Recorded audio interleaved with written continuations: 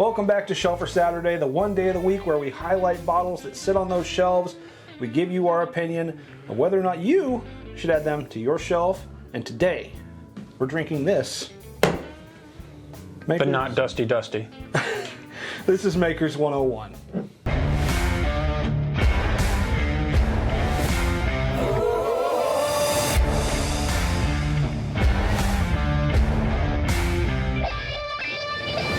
So Maker's Mark, way back in the day, and not really way back in the day, but back before I remember, released this as a travel exclusive. Really? So you could only go get this if you were heading in or coming out of the United States with a plane ticket. Now, it has been released nationwide, and it sits on the shelves at our local stores for a very, very approachable price of $39.99. $10 plus another $30.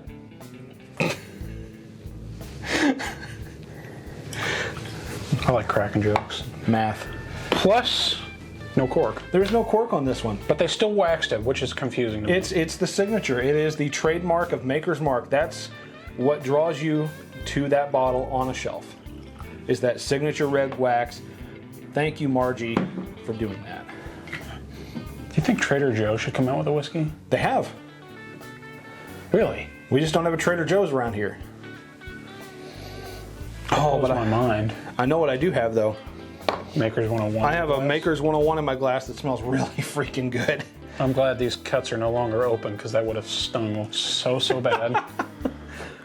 So, wow. So this is, it's like honeycomb. And cherry. What he said, honeycomb, cherry. I get like some frosting, like a cherry frosting almost. This smells suspiciously good for a screw top, you know what I mean? You're not wrong. When you get a screw top bottle, you don't really expect the best. No. Let's be honest. If you get the plastic screw top, You're expecting a party. yes. You're expecting a party whiskey. And usually there's a fun stopper, and you have to pull that out to get the good pours. That's right, fun stopper.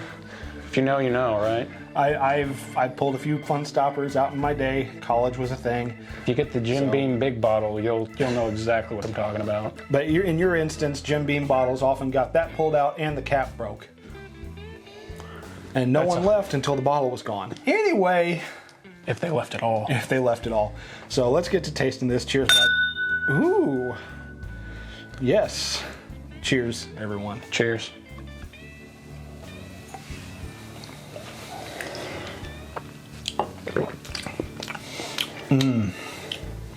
Is it sad that the nose was better? The nose was much better, but wait. Okay. The beginning is good, the end is good. There's this middle part where it almost just goes away. To me, it almost tastes bitter. Bitter? Huh?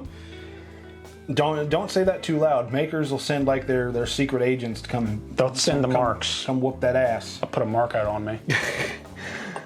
Is what they're trying to do with their whiskey is like eliminate that bitterness. That wheat bitter, which I usually don't get. Anytime I've tried a wheat, I'm like, this is really good. See, and I'm the exact opposite. And here we are, switching places. You know what? You stand here, I'll stand over there. We'll just figure it out. No, I can't.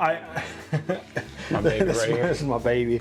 But no, I usually get that bitterness off of even Maker's Mark, just in the back of my palate here, just on the corners. But I'm not getting that. And from for this. me, it was like right across the center, just dashing through the tongue. Dashing through the tongue. With a bitterness in there. Yeah. Down the hatch we go. Okay, nobody really cares. Woo! Anyway. We're not doing Christmas this early. It's only August. We passed it. It's July. But no, I'm not getting that bitterness off of this. It's really enjoyable. The palate almost opened up from nothing to a really nice berry and cream bouquet. Have we done nothing but wheaters today? We did a wheated bourbon on Monday. We did, well, okay, this amalgamation is a little bit of everything. I was going to say, I don't know if there's enough wheat in it to call it a wheater. But still, I mean, it has wheated bourbon in it, and now we're doing a wheated bourbon. Welcome to Wheated Bourbon Week. This is the tail end of Wheated Bourbon Week. That was unintentional because we always pull the bottle for Shelfer Saturday off almost right before we do it. So we have no clue what we're drinking until one of us decides, hey, we're drinking that. Yeah. So my original thought was regular Elijah Craig, but then I was like, yeah. And then I started listing things on the shelf over here, and he's like, that. Maker's 101. I don't remember trying that. Pull it off. Let's go. Grip it, rip it. And I'm glad you did, because this one suspiciously decent. Is delicious for a screw top, for Maker's Mark, from a distillery that I have this tumultuous relationship with. I love it or I hate it.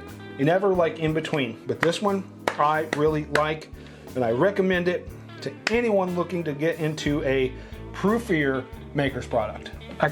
For the price, I'd say go for it, but for me, this is that middle ground of like, I can take it or leave it. So you're going to say find a friend that has one and just steal from them? Yeah, essentially. If you're at a party and they have it, go for it, man. Go for a chick, go for a dude, go for it, bro. Whatever. Dude is a very gender-neutral term for me. I call my oven dude. Your oven and your toaster and your refrigerator. Same with bro. I'm like, bro. Anyway, thank you for joining us again on Shelfer Saturday. We really do appreciate you. Go down below. Make us both very happy people. Hit that like and subscribe button. We are on the cusp, yet again. I keep saying that, on the cusp of 500. Not quite the cuff. The cusp. Anyway, hit the button, hit the notification bell, become a family, become a watcher. We love. Ooh, that was a really good one. We love each and every one of you, and until we drink again, we want to remind you to share a pour with your friends and your family. Because much like the movies, memories don't make themselves. Cheers. Cheers. Cheers to you, buddy. Cheers to you, buddy.